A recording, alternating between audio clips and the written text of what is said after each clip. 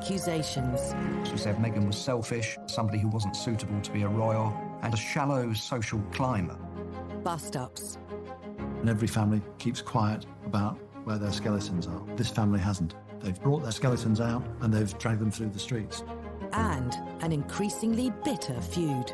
She owes this family respect. Just because she's suddenly a duchess doesn't mean that all of that is eroded and isn't important anymore. After the dream romance, the nightmare fallout. What's happened is a commoner has married into the royal family and it's created fireworks. I've got to say, this has probably been the biggest circus that I've ever come across. Now, with a new royal baby on the way, can Meghan and her family make up? The baby has a grandfather who he or she is in danger of never meeting, and if there's any chance of reconciliation there, I think all parties should be trying to grasp it. Hi, Mr. Thomas. Will Harry finally get to meet his father-in-law? For them not to have met each other seems quite absurd. And after all the rows, insults and embarrassments, can the Windsors ever be friends with the Markles? At the time, I know that they were kind of tearing their hair out. What on earth do we do with this family? If it's embarrassing to the British royal family, it's more embarrassing to us.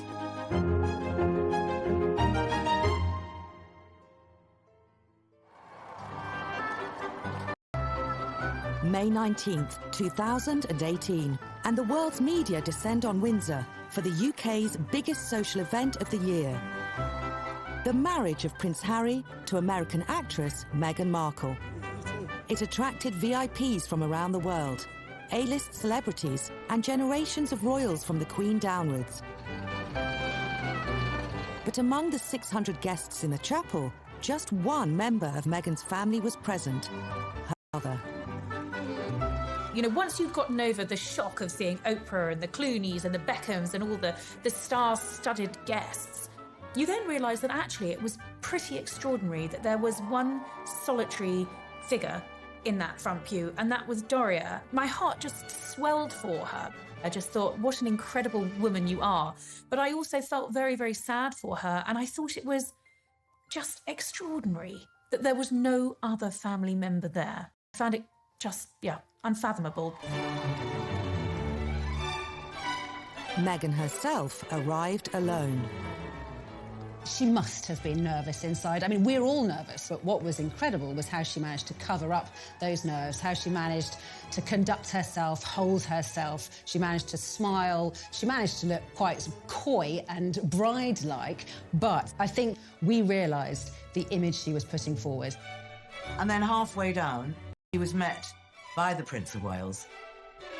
And it was a very kind and touching gesture. It was very theatrical doing it that way. I don't think Charles filled in any sense in the emotional support. I think it was more of a practical walking up the aisle. Someone had to walk her up the aisle. He was doing something, stepping into a situation where it should have been her father. Thomas Markle blamed his absence from his daughter's wedding on serious heart problems. He's since recovered, but their relationship has not. I think as far as Meghan is concerned, it was unforgivable that her father wasn't at her wedding day. And I think that's probably why the relationship is as unhinged as it is now, because it really did drive a wedge.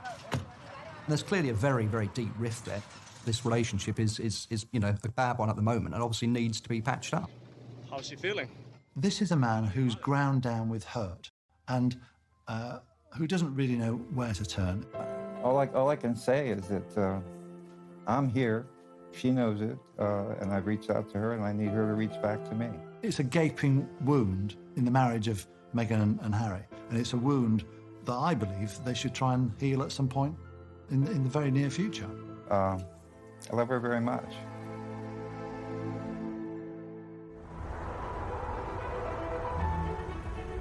The public split between father and daughter was as quick as it was surprising. Ever since achieving fame, Meghan had gone out of her way to praise her upbringing in Los Angeles.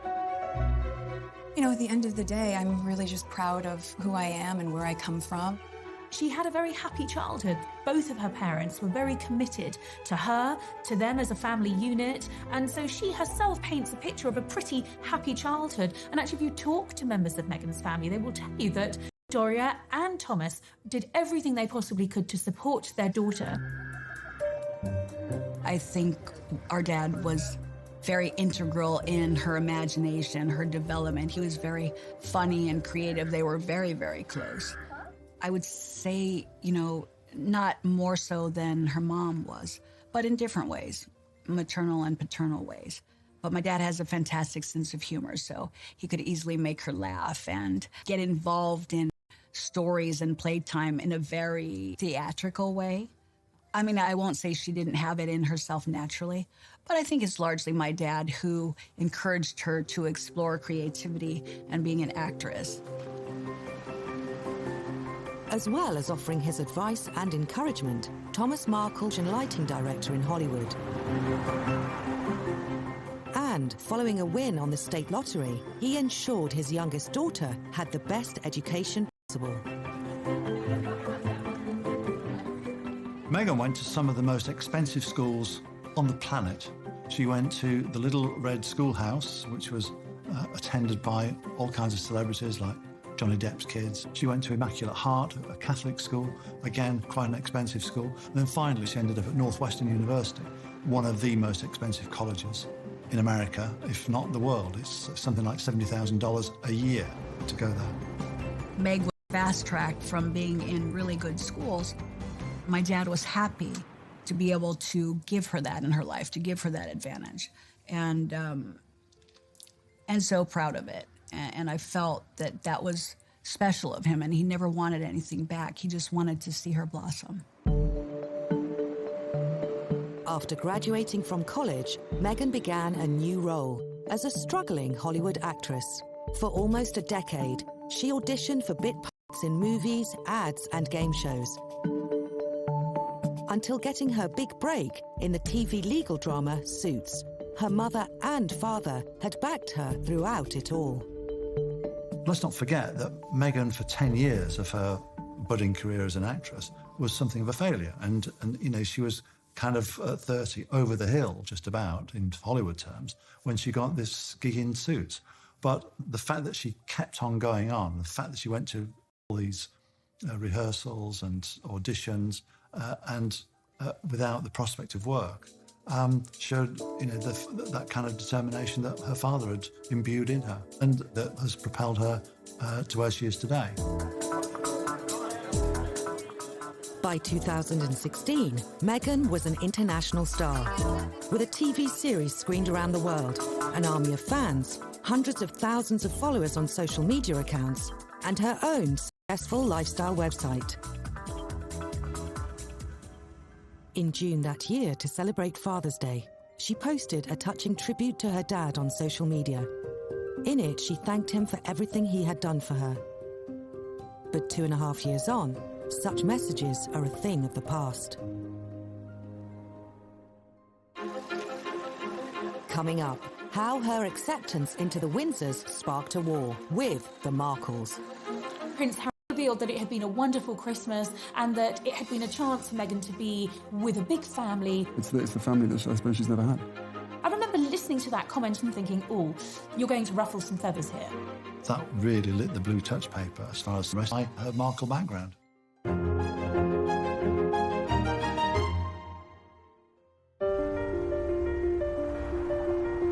Los Angeles. When Meghan was born here in 1981, she was Tom and Doria Markle's only child. But there were others around too. Thomas Markle. He had 2 children from his previous marriage, Thomas Jr. And Yvonne, who later became known as Samantha. They lived with their mother to start with after they got divorced, and he'd moved to California. And later on, they went to live with him. And then, of course, when he got married to Doria, they became Meghan's half-brother and half-sister. And at first, they all seemed to get on very well, and they mixed very well and got on well with the neighbours. And he had all sorts of parties at home where friends would come round, and they all mixed extremely well. We were a pretty normal family. Meg was born at the hospital and brought home to our house. We did teach her how to walk. We did carry her around on our shoulders, watch her throw peas all over the kitchen and get blueberries everywhere and, you know, all of the things that babies do, and watched her grow. Although all 3 Markle children got along, there was one significant barrier. When Meghan was born, Tom Jr. was 15 and her sister Samantha 17. We were as close as we could be for our ages. But were we pals? Did we hang out? No, because I wanted her to have her friends and peer-specific interactions for her development. It wouldn't have been appropriate for the older sister to be hanging out. Her friends would have looked at her and said, could you lose the big sister? Can we just have girl time? So it was as natural as it could be, age appropriately. By the time Meghan reached adulthood, she, Samantha, Tom Jr. were living separate lives, talking to each other only occasionally, if at all. In her 40s, Samantha was diagnosed with multiple sclerosis and, following a career in broadcasting, became a mature student. The completion of her degree provided the opportunity for a reunion, a touching moment captured in this rare photo of the sisters together. The last time Meghan saw Samantha was at Samantha's graduation when she went to university. That was in 2008, so that's 10 years ago. They had sporadic telephone conversation. Tom Jr. went his own way, and by and large, the family just broke up. The Markles may have stopped functioning as a family unit, but their memories of happy, earlier days with Meghan remain strong. In 2011, they saw her achieve the acting fame she'd always craved. In 2016, they heard rumors she was dating Prince Harry. And in 2017, they watched as the two announced their engagement. It was just an amazing surprise. It was so sweet. I wasn't surprised. I thought, Meg's beautiful, she's young, she could date any musician, any actor. She wants anybody. In fact, I could barely let you finish proposing. I was like, can I say yes now? She didn't even let me finish. She said, can I say yes, can I say yes now? And then there was hugs and I had the ring in my finger and I was like, can I give you the ring? And she goes, oh yes, the ring. So to me, it's like, let's see where it goes, and good for her. If he's a good person, if he loves her, if this is right, let's see where it goes. At the end of that year, Meghan spent her first Christmas at Sandringham as a guest of the Queen. Days later, Harry went on national radio. Prince Harry revealed that it had been a wonderful Christmas and that it had been a chance for Meghan to be with a big family. Were there family traditions you had to explain to her? Oh, plenty. I think that's probably, I think we've got one of the biggest families that I know of, and every family is complex as well. So, no, look, she's done an absolutely amazing job, just getting in there, and it's the family that I suppose she's never had. The family that she'd never had. Now, I remember listening to that comment and thinking, oh, you're going to ruffle some feathers here. Well, that really lit the blue touch paper as far as Samantha, Tom and the rest of them were concerned, because they felt that she had a family. She was trying to ghost the Markles of her life, and they felt real resentment that here was this woman trying to deny her Markle background. The first thing I thought was, I don't think Harry's been given the full story. Something's not right. Although we weren't the classic large family together on schedule, on ceremony at every holiday, we were family. That's all we could think. And then the question was why? Like, why would you be embarrassed about your family? Why would you need to, set the stage differently? I was starting to feel like, she's not reaching out to family. But could this have been prompted by Samantha herself? Shortly after the engagement announcement, she had made a string of disparaging comments to the media about Meghan. She referred to her sister as a social climber, she described her as narcissistic, said that she'd always wanted to marry a prince, and she had a for gingers. Well, the last two not too negative, I suppose, but, narcissistic and social climbing just doesn't paint a very positive picture. Neither did her comments about the rumoured $75,000 cost of the dress Meghan wore in her engagement photo shoot. Samantha claimed it was excessive, given Meghan's high-profile campaigns to lift children out of poverty in the developing world. Critics accused Samantha of being jealous of her younger sister's success and wealth. Money is always one of the big issues that causes family feuds. And the other, less successful brothers and sisters thinking that as their family, they should support them during hard times. Samantha always resented the fact that Meghan didn't pay back to her father the money that he'd given for her education at Northwestern, which was like $70,000 a year. And that, remember, he's been bankrupt, Doria's been bankrupt, Tom Jr.'s been bankrupt, Samantha's been bankrupt. So the finances were always an issue inside the Markle family. Nobody ever asked her for financial support. As a principal, you would think, yes, your father's getting older, your sister's in a wheelchair. You could have offered. We wouldn't ask. But I know if someone wanted something from me, I would give the shirt off my back. So maybe I assumed too much, thinking she would have the same sort of graciousness. But at that point, it wasn't even about us. Here she is on the stage, holding hands with children in countries where people are incredibly poverty-stricken and who don't have clean water. And to spend so much on a dress just felt like gross overindulgence.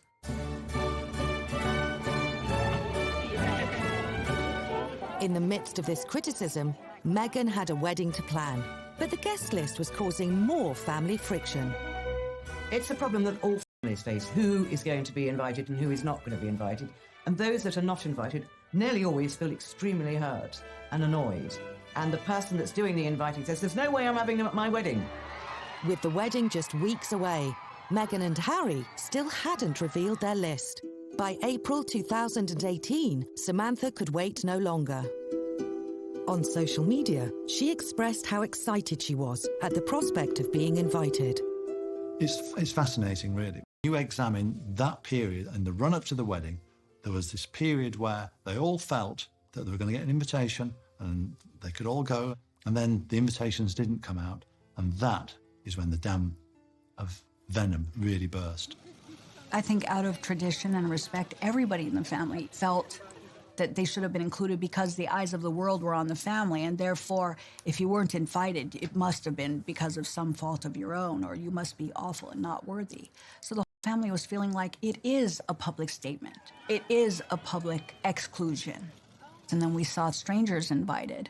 It was celebrities whom she didn't even know, and people from the public. That was a slap in the face. Just like, wow, we're not even considered in all of that. And we were still trying to rationalize, like, oh, well, let's just respect her. No, it's not about just respect her. She should just respect us. These are real people with real feelings. Was quick to respond to the very public snub by way of an open letter to Prince Harry. He claimed the upcoming wedding was the biggest mistake in royal history and even urged Prince Harry to call it off.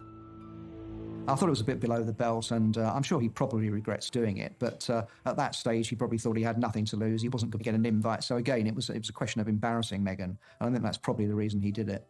Although Tom Jr. soon apologised for his letter, Samantha went on the attack.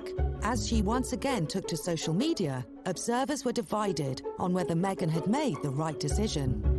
I don't think Samantha Markle could seriously have expected an invite to the wedding after what she'd done with her tweets. And clearly, Meghan made a decision fairly early on not to invite her. And if she's not inviting her, it was very difficult then to invite her half-brother. So I think it was a non-starter. I've always felt that that if Meghan had sent invitations to Samantha and Tom Jr., we would not be sitting here today. She should have just said, come to my wedding, and here's a couple of seats at the back. Shut up and sign a non-disclosure agreement. They would have been very happy to have been very quiet and enjoyed the day. Connor, do you wish to commentate about the fact that they're saying that... One family member who was supposed to be there was Meghan's father. After a successful TV career, Thomas Markle was living in quiet retirement in Mexico. His daughter's wedding was less than a month away. But, to the surprise of many, she still hadn't introduced him to her future husband. He's talked to my dad a few times, hasn't been able to meet him just yet. They announced their engagement in November. They didn't get married until May, so there was plenty of time for the two of them who'd busied their diaries, going around the country in the UK and doing a mini tour, which is brilliant, to go and meet the people of Great Britain. Fantastic. But also go and meet your father-in-law. Hi, Mr. Thomas. How are you? According to friends of Meghan, she did offer her father support, but he refused it. Now the media interest was growing, along with the pressure. No one from the palace had told him what to do, or even told him what to expect. He was then stalked by the paparazzi, and there were some very unflattering photographs of him in the media, looking very overweight and very untidy, carrying cartons of beer, and just looking shambolic. And he was very hurt by this. I mean, every time he opened his door, there were camera crews there, and he didn't really know what to do. But then, photos of a smarter, better groomed Thomas Markle appeared in the press. They showed him apparently being measured up for a new suit, searching for news about the wedding on the internet, and reading a book about famous British landmarks. I'm just having a look at... Photographer for more than 20 years. It's just so obvious that all these pictures are set up. Nobody reads a book like that. And the book is beautifully positioned at a 90-degree angle so you can crystal clear see what it says, author's name, the whole lot. This is Mr. Markle in an internet cafe looking at Harry and his daughter on the internet. This computer is facing at an angle that way, but it's strategically turned this way because the photographer wants to get what's on the screen. And also, which is even more ridiculous on this, the photographer is actually in the internet cafe. This is Meghan Markle's dad being fitted for a tuxedo for Harry and Meghan's wedding, allegedly. If this picture wasn't set up, the photographer was very, very lucky, because that's the sort of picture that you would get when you go to a model and say, stand there for me and I'll take a picture. Full frontal, full direction, looking straight at the cameraman. It's just a comedy of errors, this setup of pictures. It soon emerged that the photos were staged. Thomas Markle had been working in league with a photo agency, which then reportedly sold them around the world for a six-figure sum. I mean, it was hugely embarrassing for everyone involved. The whole episode would have infuriated Prince Harry. He probably was sympathetic to Thomas, you know, on reflection. But for his father-in-law to be engaging with the paparazzo who he blamed for the death of his mother, who Harry detests, it was just the worst thing that Thomas Markle could have done. And, you know, the couple called Thomas afterwards. According to Thomas, he hung the phone up on Prince Harry because Prince Harry berated him and said if he hadn't spoken to the press, none of this would have happened. I think Harry said that was very stupid, wasn't it? And I think he felt a complete idiot, and he felt a fool, and he felt humiliated. And that was sort of the beginning of the end. Meghan's sister, Samantha, has since admitted organising the photo shoot. She says Thomas Markle received $1,500 for his cooperation and claims she wasn't motivated by money, but by a wish to improve her father's dishevelled media image. I would defend it to this day. I think what the mistake was perhaps that, the British royal family, or that Meghan and Harry would not have defended my father, Meg knowing that that's not how he is. They could have come out and said, don't beat up Thomas Markle. Don't do this to him. And Meg should have defended him. And because she didn't, I was fuming. This is not right. You have so much power in the position you're in. Speak up. Don't let him be run over by a train, like stand there and do nothing. So I thought, no, I'll take control of this. I'll make sure that he's photographed properly. And if the world doesn't like it, that's not my problem. I'm not going to let them destroy my dad. 48 hours later, Thomas Markle said he wouldn't be attending the wedding. He claimed to have suffered a heart attack and was unfit to travel. The royals only found out when it appeared on the American celebrity website, TMZ. It was like a bomb dropping. That was not the way it should have been happening at all. So I think, you know, the palace lost their grasp on the narrative. Yeah, there's no doubt that the palace, Kensington Palace, completely lost control of the situation. That's the one thing they don't like. And Prince Harry is a bit of a control freak himself, and he would have hated the fact that they did lose control, and he lost control as well. As Kensington Palace called on the media to show respect and understanding to Meghan's father, the couple were once again criticised for not visiting him. I definitely think they should have gone to see him promptly. Could they have postponed the wedding? Maybe not, but I would think that after the wedding that Meghan and Harry would have gone to the hospital at a minimal and then taken him to Buckingham Palace after he recovered. But, you know, she didn't show up. Those close to Meghan have since said that she and Harry tried to bring her father to London for the wedding, even after the staged photos were published. Once she heard about the heart attack, they say she called and texted him constantly, but he failed to respond. Thomas Markle's absence meant there would be just one member of Meghan's family at St George's Chapel, Windsor, for her fairy-tale marriage to a British prince. Next, once the wedding was out of the way, how this speech reopened the family wounds. My earnings from a job on campus went directly towards my tuition. I saw that, and the first thing I thought was, oh my God, what did she just say?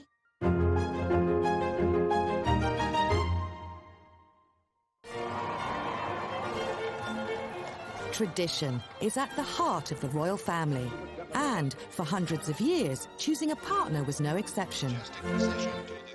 In previous centuries, royals always married royals.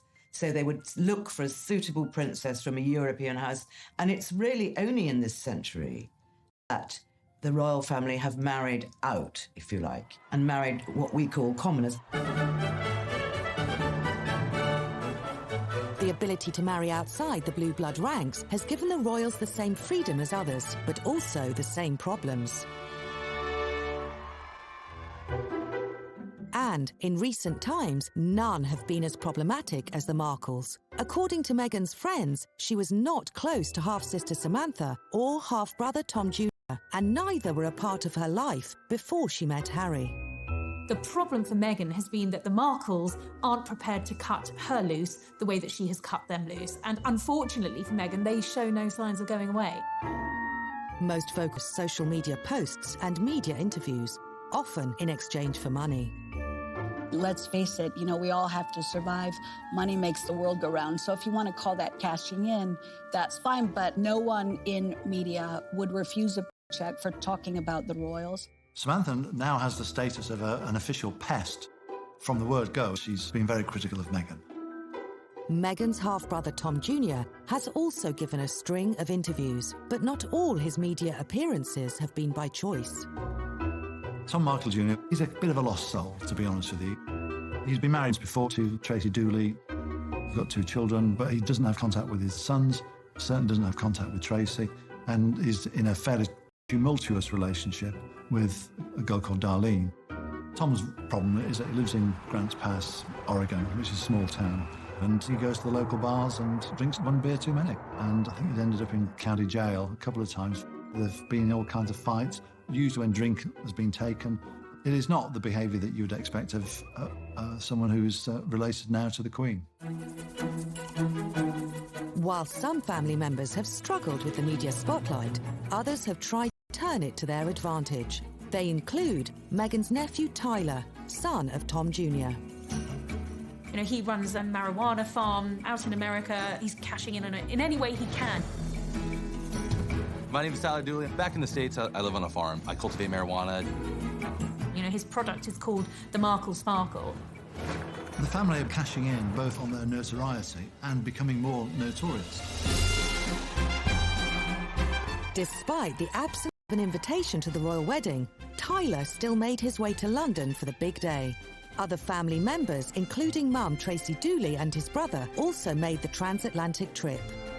That must have been really embarrassing. It just turned the whole thing into a farce. I've got to say, this is probably the biggest circus that I've ever come across. They didn't manage to spoil or infringe on Meghan and Harry's day, but, there were salacious headlines nonetheless involving Tyler rocking up at a nightclub and not being allowed in because he was carrying a knife. Again, these sort of negative headlines that just seem to be part of the Markle debacle and just will not leave Meghan alone. You couldn't make it up. For Meghan's sister, media coverage of the impromptu visit by a few relatives led to the entire family being tarred unfairly. They were fringe family members taking advantage of a situation. They had never interacted in any of our family events or come to holidays or Thanksgiving or gone to Doria's house or her mom's house. They weren't part of the family. So, it's all of a sudden there's this, we're close. We're not. We've never been. Despite the controversy that surrounded her big day, Meghan managed to put the stresses behind her. At one point, the whole wedding was becoming in danger of being the Markle show, a kind of a great, grotesque pantomime, where this family just made fools of themselves and made fools of the royal family, and especially made a fool of Meghan.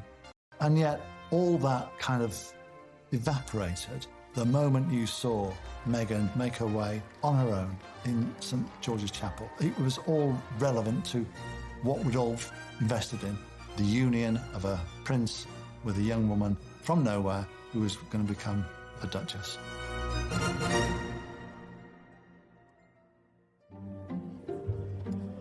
With the wedding and honeymoon over, Meghan began her new life as the Duchess of Sussex. In October 2018, she and Harry made their first official trip, a 16-day tour of Australia and the South Pacific Islands. We saw them travelling the globe, intense timetable and schedule that they were sticking to, more walkabouts that were considered a triumph as far as Meghan was concerned, showing her warmth, showing her popularity, and then, of course, the baby announcement. It went through the roof, and we had Meghan Mania Mark II. For a while at least, Meghan's family troubles seemed behind her. But then, a speech to students on the island of Fiji reignited it. As a university graduate, I know the personal feeling of pride and excitement that comes with attending university. She wrote her own speeches, and one of which was on education. And she talked about how she'd got grants, she'd worked herself in order to pay the fees to go to college. It was through scholarships, financial aid programs, and work study, where my earnings from a job on campus went directly towards my tuition, that I was able to attend university. Not one mention, of course, about her father, who had also stumped up a considerable amount of cash to send her to university. And without question, it was worth every effort. I saw that, and the first thing I thought was, oh my God, what did she just say? Samantha gave Meghan it with all barrels when it came to the fact that her father was not mentioned in this speech. In a series of tweets, Samantha attacked Meghan and her speech. She said any money she earned during college would have been for parties and shoes rather than tuition. I do think that Samantha Markle has got a point, but she's just so unpleasant. I don't see why she feels she's gaining ground by being so unpleasant and telling us things that possibly are true, but we don't really need to know them. The bottom line is, because you're prestigious, you can't get away with just treating people how you want. And there's nobody can tell me through university graduation. Not a check missed, his signature on all of them. Every second of the way was because of my dad. And that she knowingly, now this is, there's no senility involved. This is not a memory lapse. This was blatant disregard and disrespect and cruelty. Unbelievable. As 2018 drew to a close, relations between Meghan and her family seemed to have hit rock bottom, but they were about to deteriorate further. Coming up, Samantha responds for the first time to the letter that's plunged the Markles into fresh crisis. Broken heart? She doesn't have a heart.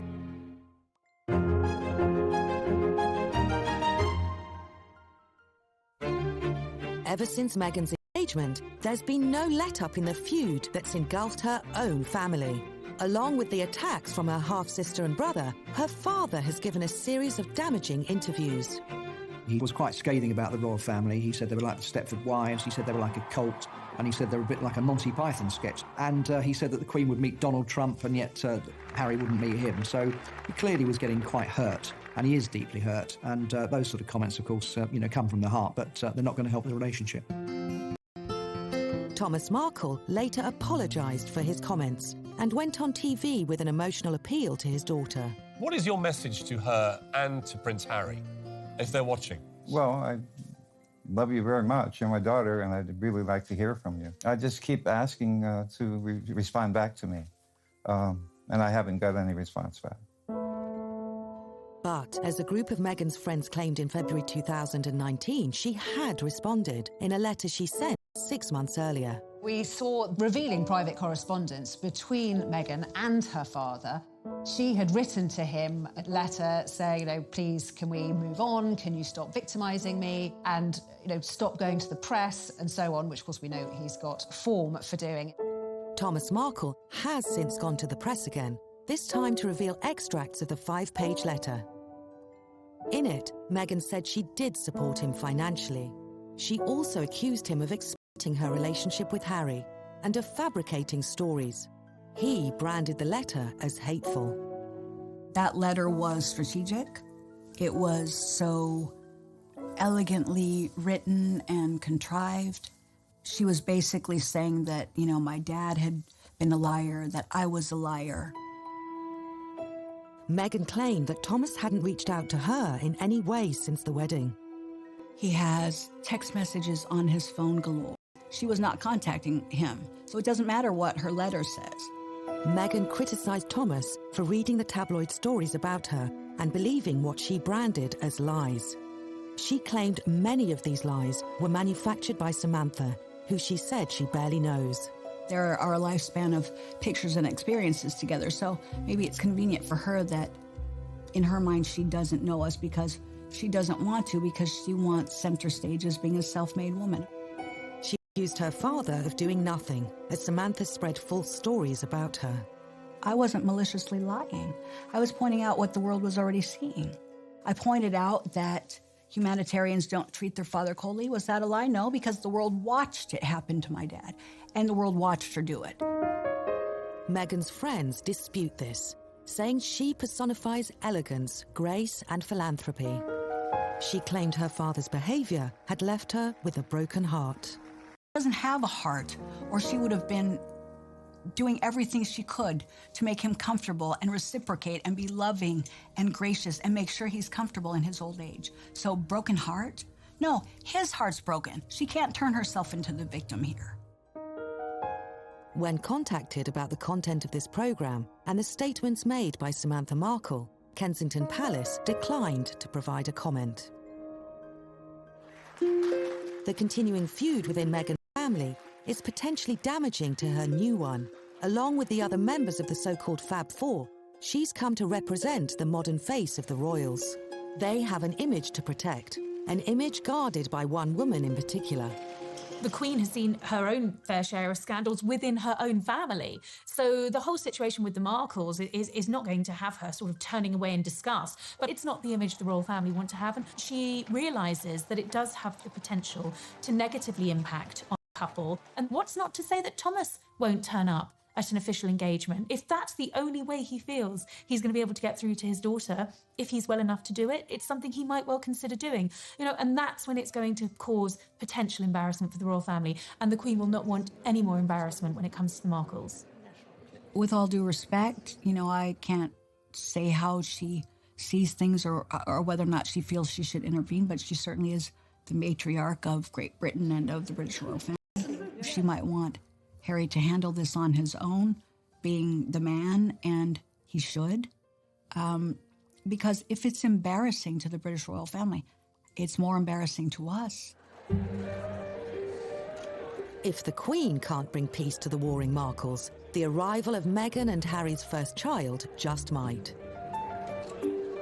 When a family has a new baby, you want your baby to know their grandparents. So even if you are a stranger, you don't get on with your parents, that is the moment when you know that that grandparent-grandchild relationship ought to be given a chance to thrive.